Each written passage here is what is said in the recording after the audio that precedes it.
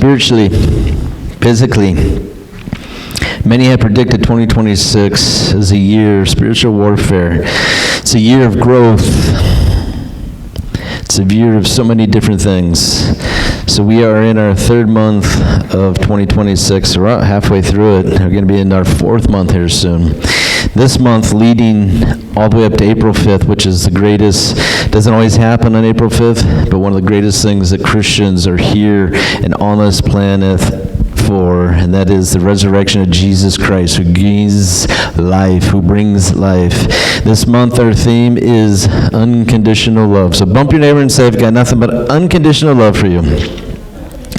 Nothing but unconditional love for you.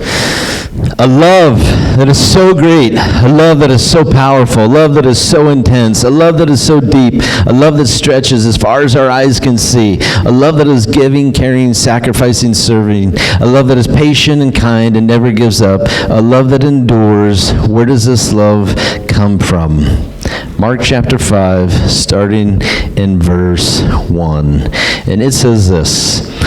So they arrived on the other side of the lake in the region of Gerasenes, where Jesus climbed out of the boat, and a man possessed by an evil spirit came out from the tombs to meet him. This man lived in the burial caves and could no longer be restrained, even with a chain. Whenever he was put into chains and shackles, he often snapped the chains from his wrists and smashed the shackles. No one was strong enough to subdue him. Day and night he wandered among the burial caves and in the hills, howling, cutting himself with sharp stones. When Jesus was still some distance away, the man saw him. He ran to meet him. He bowed low before him. Verse 7, with a shriek, he screamed, "Why are you interfering with me, Jesus, Son of the Most High God? In the name of God, I beg you, don't torture me." Jesus had already said to the spirit, "Come out of that man, you evil spirit." Jesus demanded, "What is your name?" He replied, "My name is Legion, because there are many of us inside of this man." The evil spirits begged him again to send them into some distant place. There happened to be a large herd of pigs feeding on the hillside nearby. "Send us into the pigs," the spirits begged. "Let us enter them." So Jesus gave them permission. The evil spirits came out of the man, entered the pigs, and the entire herd of about 2,000 pigs plunged down the steep hillside into the lake and drowned in the water. The herdsmen fled to the nearby town, the surrounding countryside, spreading the news as they ran. People rushed out to see what had happened. A crowd soon gathered around Jesus. They saw the man who had been possessed by the legion of demons. He was sitting there, fully clothed now, perfectly sane, and they were all afraid. Then those who had seen what happened told the others about the demon-possessed man and the pigs. The crowd began pleading with Jesus, "Go away, leave them alone." And Jesus was getting in the boat. The man who had been demon-possessed begged to go with him. But Jesus said, "No, go to your home family. Tell them everything the Lord has done for you and how merciful he has been." The man started off to visit the 10 towns of that region and began to proclaim the great things Jesus had done for him. And everyone was amazed at what he said. And so this morning, Kevin, maybe think an interesting story to go along with our theme, unconditional love. But I want you to know everything in this story, everything that we're going to read about, everything that we're going to talk about, everything that you see this morning, it's going to lead to one thing at the end. One thing. Turn to your neighbor and say, it's going to lead to one thing. One thing. And remember, clearly, our text today, our very first one, is about a man who was possessed with roughly 6,000 demons. A legion, roughly 6,000 demons. 2026, getting back to the basics. Maybe 2026, getting back to join the fight in which God has called every one of us. Paul said, listen to Timothy. He said, listen, I want you to fight the good fight. I want you to fight the good fight. I want you to go after evil. I want you to go after darkness. I want you to go after every single day and fight hard with blood, sweat, and tears. Fight the good fight. Fight the good fight. Go after. Get everything that God has for you. Take the land. Take territory. Take homes. Take houses. Go after and fight like hell. 2026. One of the biggest things that is the description of 2026 is spiritual warfare. Spiritual warfare, what is it? It is the willingness to join in a fight that we can't see. I can remember in junior high, I can remember in high school, so many fights that we've seen. And even, back then we didn't have phones. So when there was a fight, everyone would just scream fight and everybody would run and they'd watch. Today, as soon as there's a fight, kids get out their phones, they start filming everything, and then they can post it and send it and everybody can see the fight. It's amazing when it's 1, 2, 3, 4 people fighting. What happens is a crowd of people just whoosh.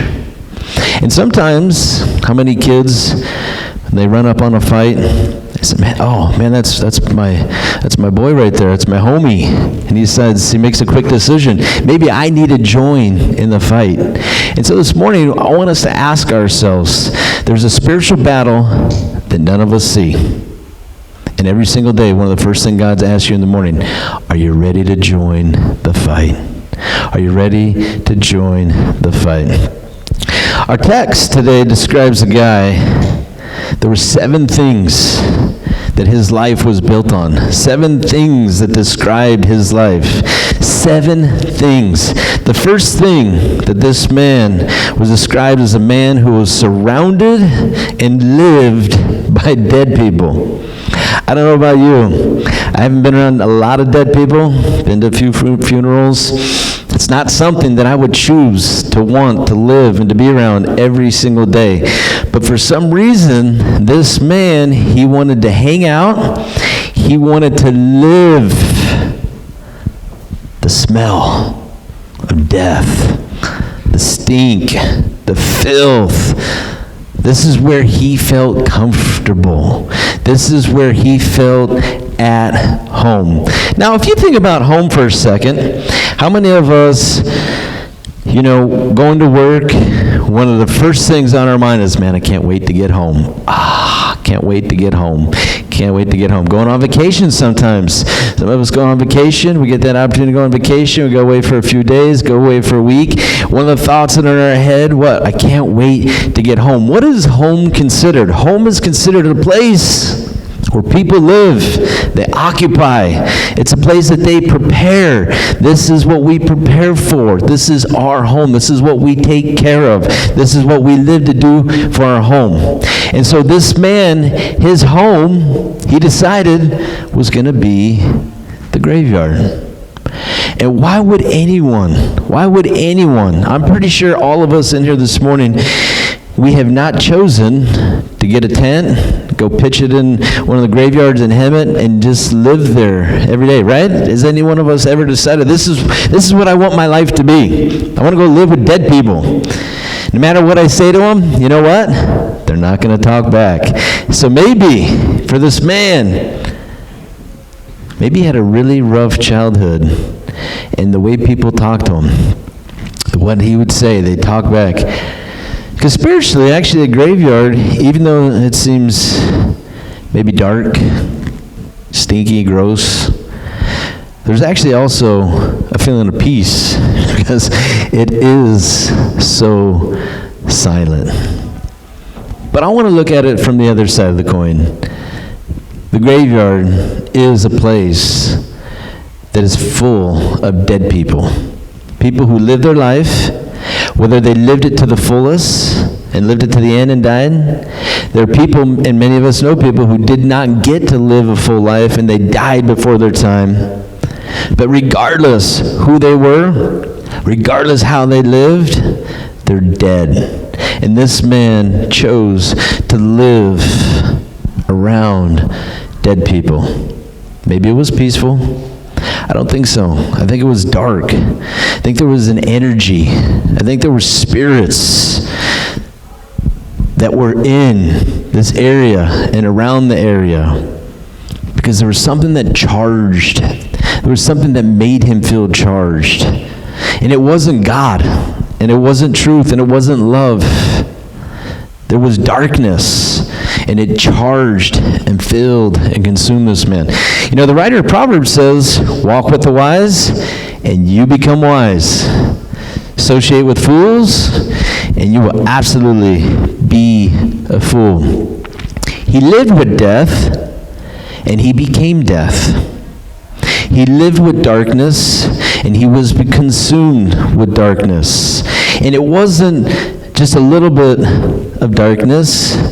There was 6,000, roughly, dark things that wanted to inhabit and be consumed. So daily, weekly, the amount of darkness that was consuming this man, it continued to build and grow into his life. Why? Because we become who we hang around. 1 Corinthians 15:33. Don't be fooled with such people who say, bad company. Yes, it always, will always. Paul says, what does bad company do? It corrupts good character. So there's 7 things that describe this man. The first one, he chose to surround himself with darkness. If you choose to surround yourself with things every single day, it is those things that will define you and make you who you are. He was surrounded with death. That's who he was. The second word that describes this man is a man who lived unrestrained. This man was filled with pain, misery, darkness. Many of us know that when you love someone and you are in love with someone, that love is intoxicating. That love can give you like a charge, right? So this man's charge, the things that charged his batteries, it was what? It was darkness and death and pain and misery. Every person that knew him, you know what they tried to do? They tried to chain him up for his safety. But every single person who tried to chain him up, they couldn't put chains on him because what? He was a man unrestrained. Spiritually, this number 2 is a tough one for a lot of people because we sometimes don't like the correction, discipline, and the rebuke of God, and we want to live unrestrained, just like this guy. No one's going to touch me. No one's going to harm me. No one's going to tell me what to do. I can do whatever I want, whenever I want. Have we ever, I'm sure as kids, some of us in here, we used to play cowboys and Indians, right? It's probably not politically correct today to play cowboys and Indians, but back in the day, though, how many people played cowboys and Indians? Somebody would have, handcuffs. How many of us have ever played a game where we're trying to restrain another human being? It goes from being a kid and playing games to being an adult. And when we become adults, many of us in here, without realizing it, we try to restrain other people in our lives with our words. Many adults, we use powerful, big, controlling words. Why? Because we want to restrain, control, and limit other people. So many adults today, the way that they speak, it's a verbal bondage that they're trying to create in somebody else. Words that could be used to encourage, but instead many people choose their words what they think in power, what they think in guilt. They're going to use it to impose limitations on other human beings. Understand today, God made you to be free. God made you to be confident. God made you to be happy. God wants you to live with a sense of power that comes from His Word. But unfortunately, there's a lot of bad eggs. There's a lot of people been through a lot of bad things in this world.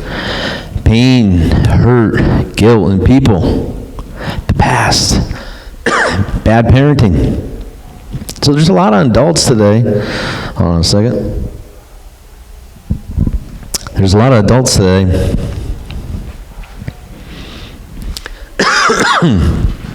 that want to use their words as verbal bondage. This man, everything in this story spiritually paints a picture of many different things. This man, the highlight was a man who had 7 different things that he was dealing with. 7 different things that were defining him.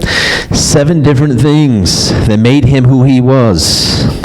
It's a man, and we don't know why, but led him to this point in his life. Can you imagine 6,000 demons?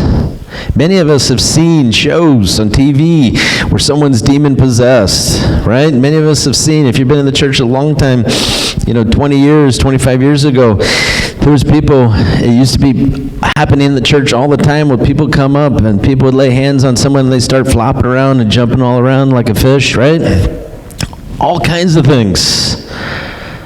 Can you imagine 6,000 different demons attacking you daily, attacking every minute? We don't know why he let so many in. We don't know why that he associated and wanted to be. But this was a man. It was darkness that filled him now, and it was darkness that gave him the power to live an unrestrained life. People who are dark or who are in the darkness, they don't want to get close to the light. They're afraid of the light. They're afraid of the truth, right? This man, unfortunately, he lived an unrestrained life, and many of us in here today, we want to be unrestrained. We want to be powerful. But sometimes what we want, without realizing it, we use to dictate control over other people. God's asked us to be careful about our words. God's asked us to be careful about what we say and how we say it to other people. Because sometimes emotions, thoughts that get out of hand, we take those words, take those thoughts and those feelings, and then we create bondage for somebody else. Third thing, the man says that he was shackled and chained every single day. Shackles on his feet, chains on his hands. So he was walking around with shackles every single day. His feet and his hands that were chained, the feet and hands being tied up, hands representing the ability to create, hands that represent the ability to heal, hands representing the ability to work, hands that are representing the ability to bless other people. So if we were to look at our hands this morning, if we were to understand 4 things that maybe God gives us every single day. The ability with my hands, create, heal, work, and bless other people. And so someone out of protection, just like us as parents sometimes, how many of us say, out of protection, we're going to put chains on our kids' hands. We're going to put shackles on our kids' feet. And most teenagers say, yep, that's what parents do. They tied me up every day, right? That's what parents are good for. That's what they do, is tie me up. I want you to look at your hands for a second. Do you feel that this morning with your hands that you have been creative? Do you feel that with your 2 hands that you've been healing? Do you feel that with your 2 hands you've been blessing other people? Do you feel that with your hands you have the ability to work? And if you don't, then there is something spiritually, I'm not going to say demonically, but something spiritually that isn't just right. This man was chained every day. This man had shackles on his feet, representing our life's journey. It's our feet that help us go in the correct direction. It's our feet that understand humility and the path that we should take every single day. This man was unable. He chose the graveyard, but he was unable to leave the graveyard because people wanted to subdue and keep him in the graveyard. Because sometimes, instead of truly wanting a person to get better, we would rather them and leave them stuck in darkness. It's too much. It's too much time. It would cost too much money to help somebody out. For whatever reason, people said, this man needs help. It just ain't me. This man needs help. I'd rather chain him up and leave him exactly where he is. His hands to heal, to bless, to work. His feet, the ability to get in the right direction. So important. These 2 things that work hand in hand, needing the movement for every part of life. Why?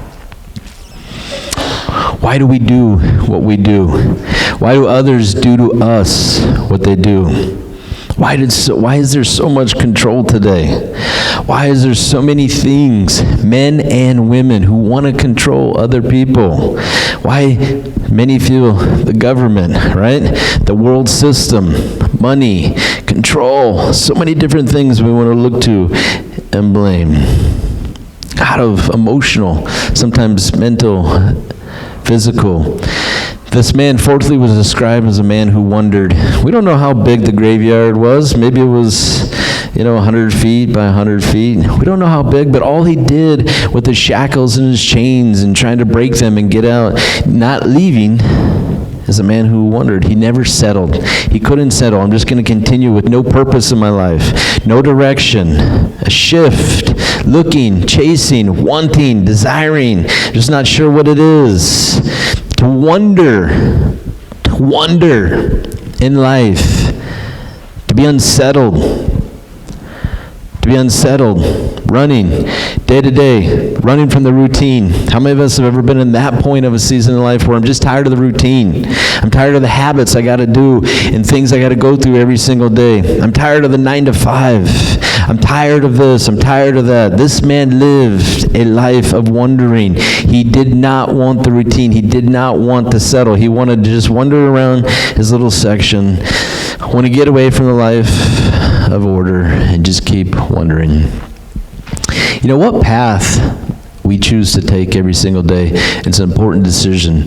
Every single morning, Proverbs 4:26, mark out a straight path for your feet and stay on that path. Mark out a straight path for your feet and stay on that path. Don't get sidetracked and keep your feet from following evil. It's important every single day what path we take. Fifthly, what describes this man is, for whatever reason, he wanted to bark through the night. Now, many of us, unfortunately, sometimes there's a lot of things, noises we can make at night. Sometimes people snore. Sometimes people breathe real heavily and have a hard time breathing at night. This man, for whatever reason, he liked to bark like a dog. I don't know about you, but if it's a human being and he barked like a dog through the night, did that mean that he was a dog? No, right? Maybe he wanted to be a dog. Maybe he wanted to bark all night. Maybe he wanted, maybe this is why he was so upset and hurt in life, because he wanted to be a dog. And if I bark like one, maybe one day I'll be one. Sometimes people act outwardly what they feel, what is going on the inside. There's an expression, a cry for help. Look at me. He's barking. So many of us today trying to be something or someone that we're not. If I bark like a dog, does it mean I'm a dog? No. This man barked like a dog. Does it mean he was a dog? No. But for whatever reason, he chose to do it every single day. So many people today live with an imposter syndrome. There's this thing, this feeling. People who know that there's some kind of deceit in their hearts, being a little fake. I have some fraudulent things that I've done, unauthentic things.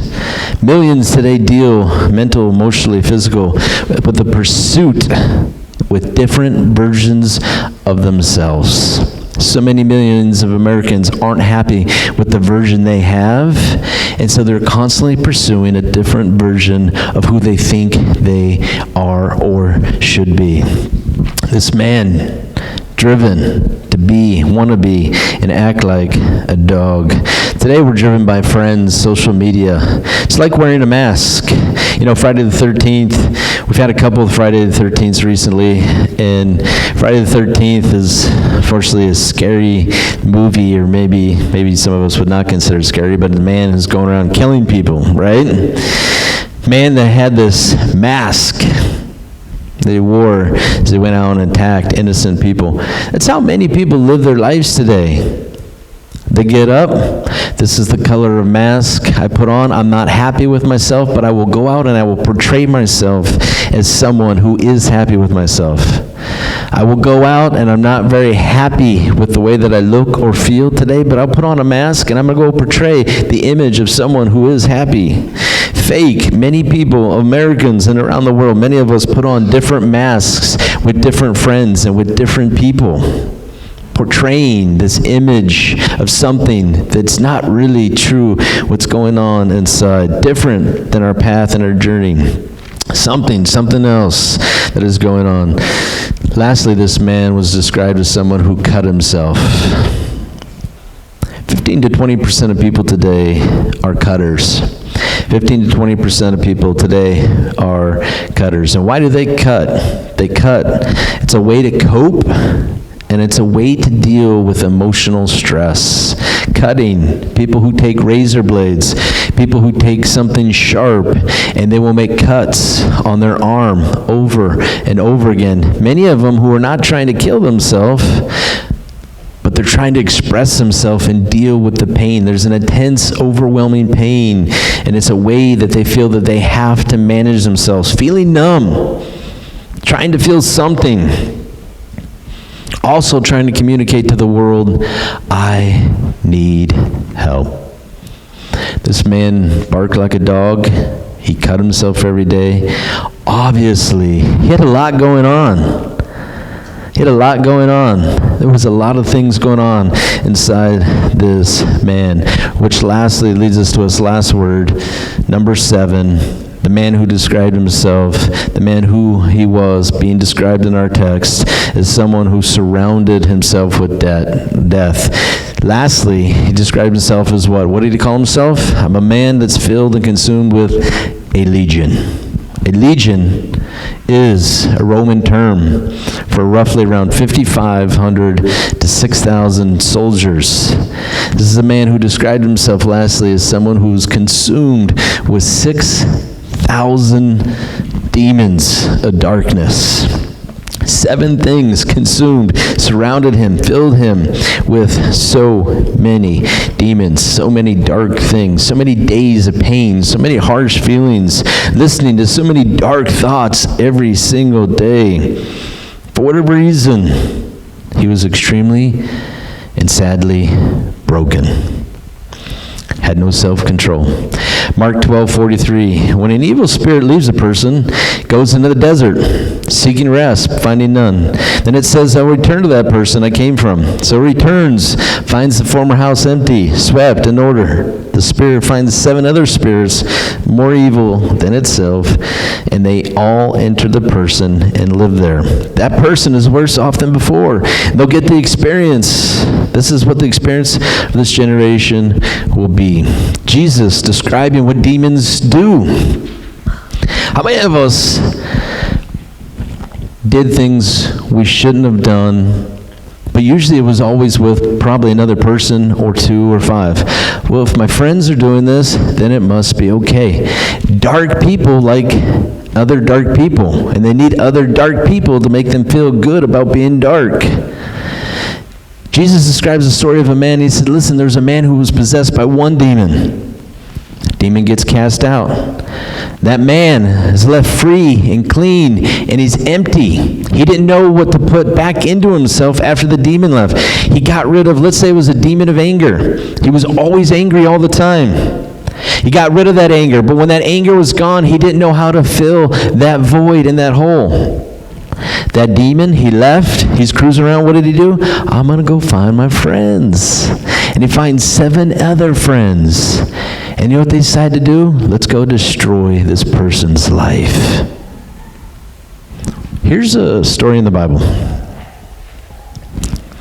Jesus describing spiritual warfare. There are demons who are out. What is Satan's purpose? Steal, kill, and destroy. Now, we couldn't just blame everything that goes, bad in our life, everything that the devil made me do it, right? My brother made me do it. My sister made me do it. We can't continue to blame other people, but you need to understand and be fully aware every single day there are demons who are trying to oppress you and destroy your life. They want to destroy everything that is good in you. 2026, remember, a year to either join or 2026 to re-enlist in the battle of spiritual warfare, because it is hot and heavy out there. Things are escalating. Things are getting worse. There's a lack of love. There's so much hate and greed. There's so many dark and horrible things that are going on in our world today. And so it is a year to either join or to re-enlist back into God's army and say, God, I'm willing to fight. God, put me back in the fight. I need to step up and I need to fight. Because, like the story of this man, he battled with 6,000 demons. Repeating cycles, empty, choosing, grasping something, someone, anything to fill this empty void that I'm feeling. We all know the devil portrays himself to be an angel of light. We all know that the devil, he acts sweet and kind, and I'm so caring. Like, he says, I only have the best interest for you. I'm only here to help you. But this is only a good sales pitch, because the devil, his demons, their pitch is they continue to pitch until you're hooked. It's okay to be angry. It's okay to have worry. It's okay to be lustful. It's okay to have bad desires. The devil constantly putting lies in every one of our heads, speaking things into our left ear, our right ear, because he wants to destroy our life. The devil, he uses images of light.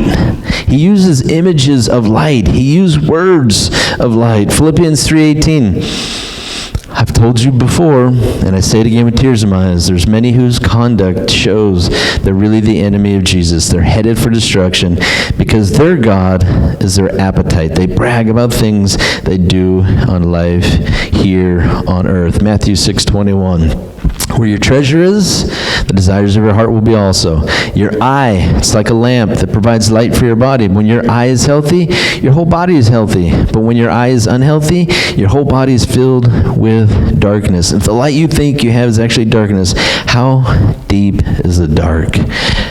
Have we been careful enough in our lives and up to this point? Have we allowed sources that portrayed themselves as images of light, but really have been dark, to infiltrate our thought life, our emotional life, maybe even our spiritual life this morning? This man's life, it was a mess.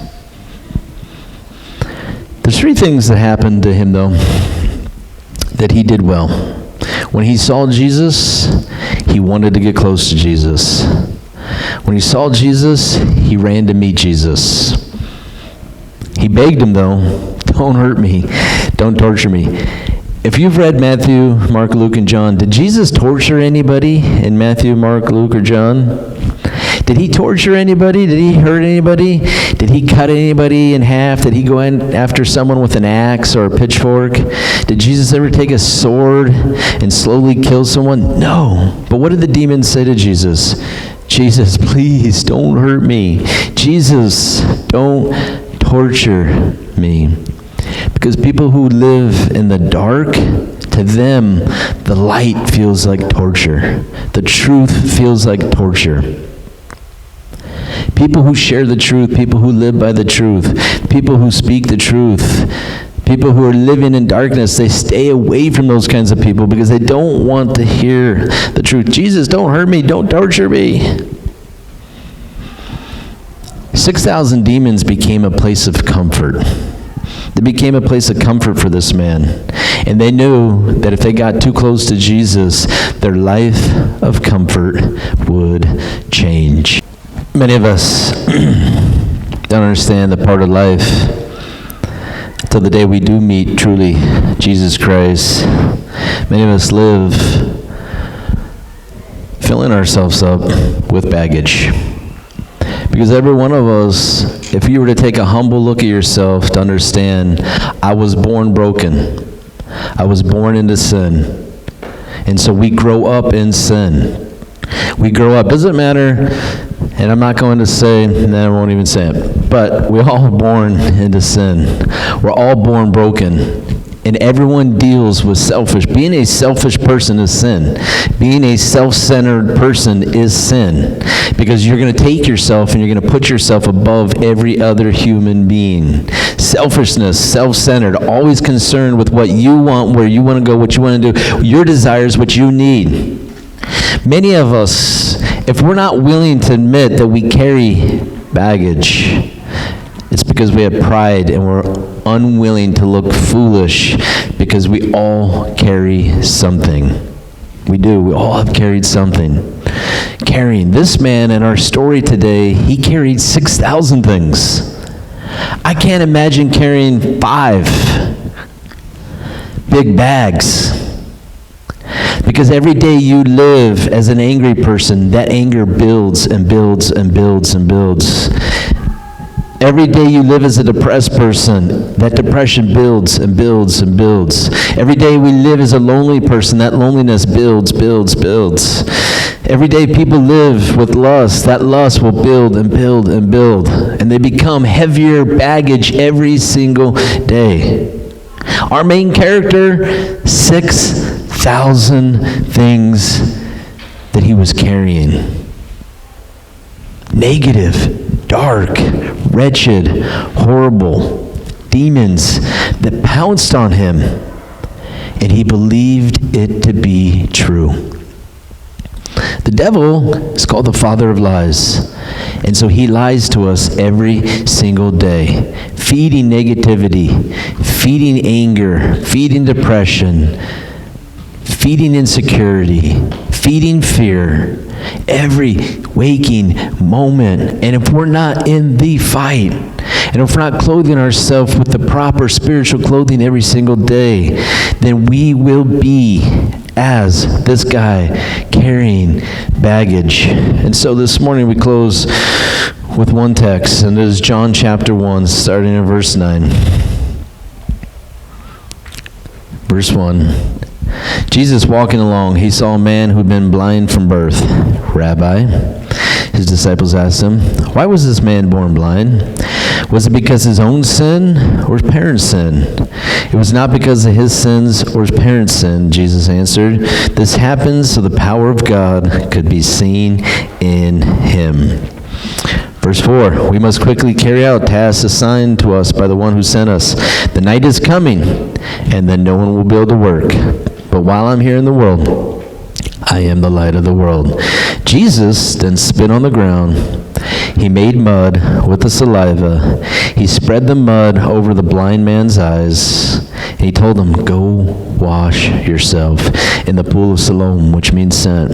So the man was washed, and he came back seeing. His neighbors and others who knew him as a blind beggar asked each other, isn't this the man who used to sit and beg? Some said he was. Others said, nah, he just looks like him. But the beggar kept saying, yes, it's me. I'm the same one. I'm the same one. Verse 10. They asked, who healed you? What happened? He told them, the man they call Jesus. He made mud. He spread it over my eyes, and he told me, go to the pool of Siloam and wash yourself. So I went, and I washed, and now I can see. Where is he now, they asked. I don't know, he replied. I don't know. We look at this last text, and there's so many great things in this story. The first thing that comes up in verses 1 through 3, I love the question is, was this man blind because of his own sin or his parents' sin? And what was the response Jesus gave? It had to do with neither. And I ask us this morning, because we've all said it, we've all thought it, why are they less fortunate? Why are they dealing? Why are they crazy? Why do they look demonic? Why are they this way? Is it their sin? Was it their parents' sin? What did Jesus say? It's neither.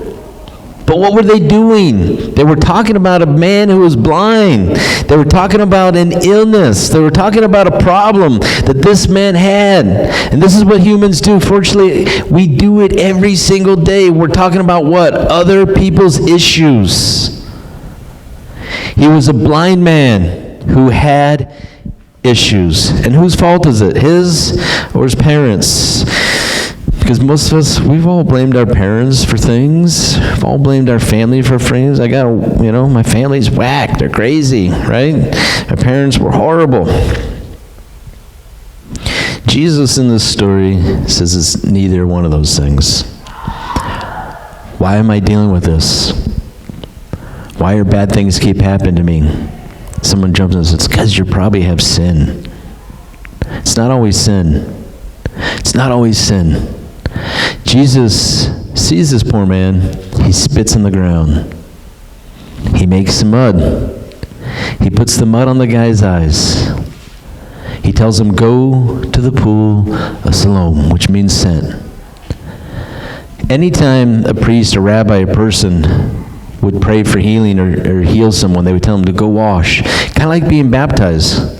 What's the symbol and representation of being baptized?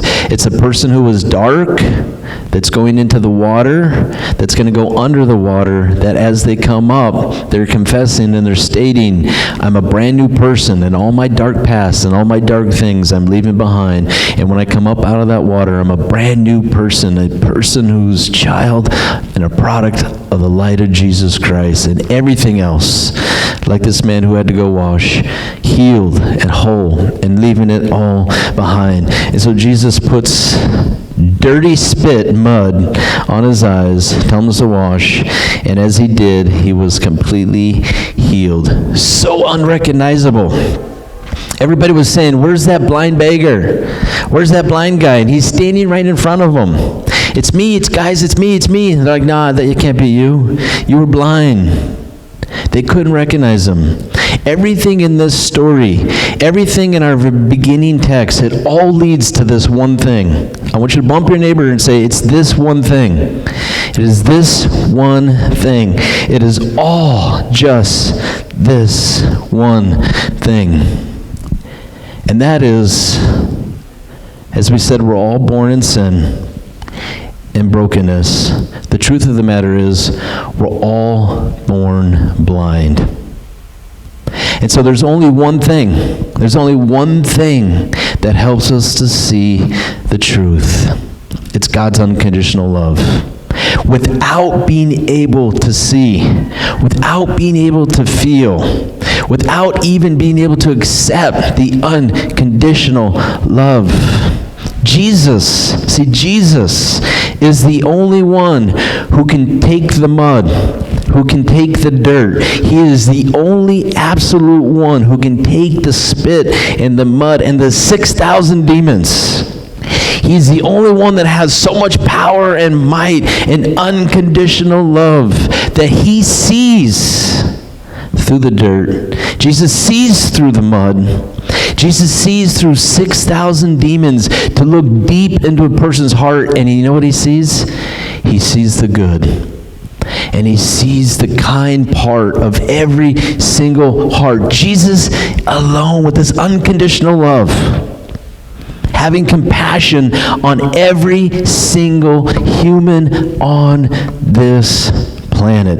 Only God love, unconditional love.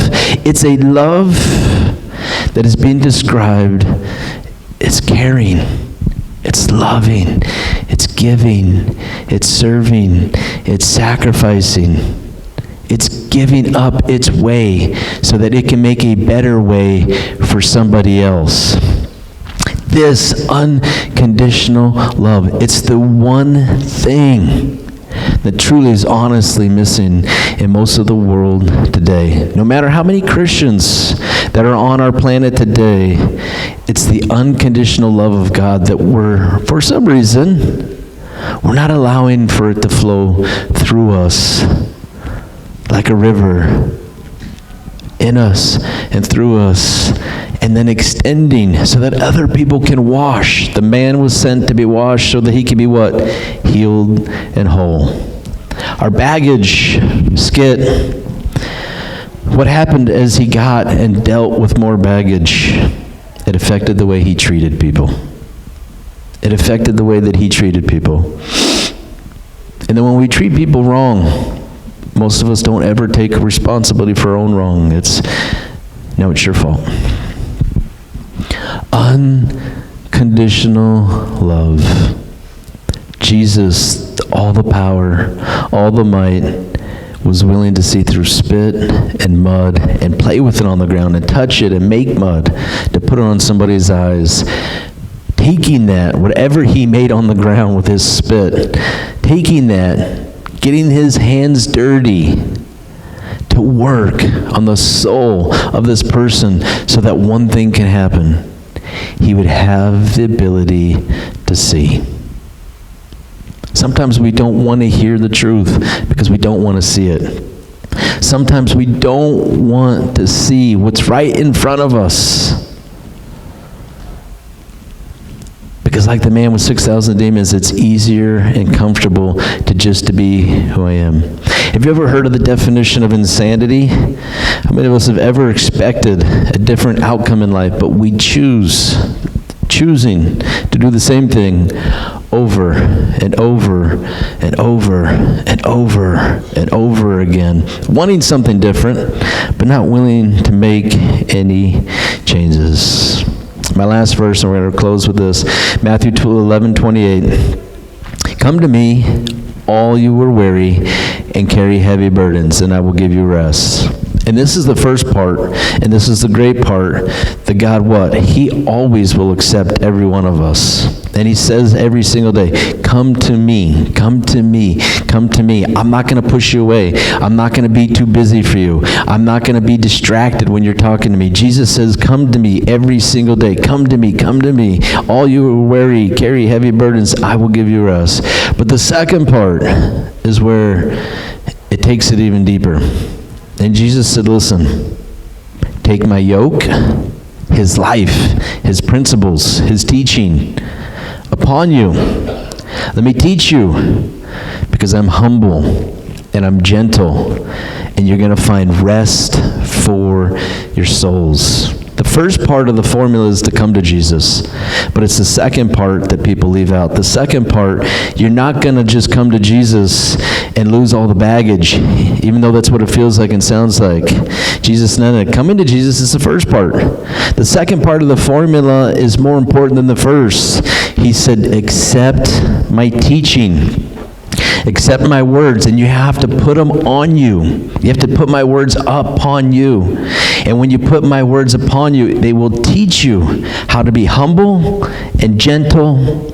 And then he said, you find rest for your soul. The yoke is easy to bear. The burden I give you is light. Come to Jesus, but then accept the words and take them as our own. Our theme this month, which leads to Resurrection Sunday, is unconditional love. And it's only the unconditional love that sees through the dirt, that sees through the mud, that sees through 6,000 demons, to look deep into every one of our heart, minds, and souls. God alone, not judging the appearance of anybody, not judging the words and the manipulation and insecurity and jealousy.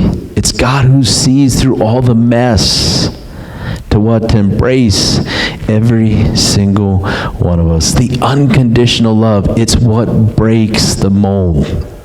It's the unconditional love that breaks the chains. It's the unconditional love that breaks the shackles on our feet. It's the unconditional love that changed the world. And the only thing in return that God asks us back